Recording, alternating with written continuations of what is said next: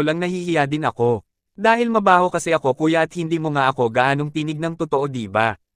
At pinagpawisan sa kaba ang bida at sabi pa nito sa kanya pasyente i-check ko na ang legs mo, sabi pa nito kay Miss Lin.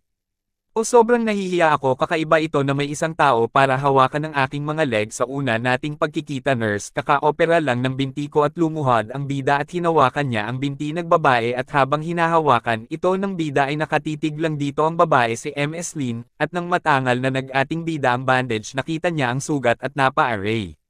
Sa sobrang sakit nito at nakatingin ang bida sa babae si MS Lin at sinabi nito sa babae si MS Lin pwede bang magtanong sa iyo kung paano ka nagka-injured? At sumagot ang babae si MS Lin aksidente sa kotse, bali ang mga buto.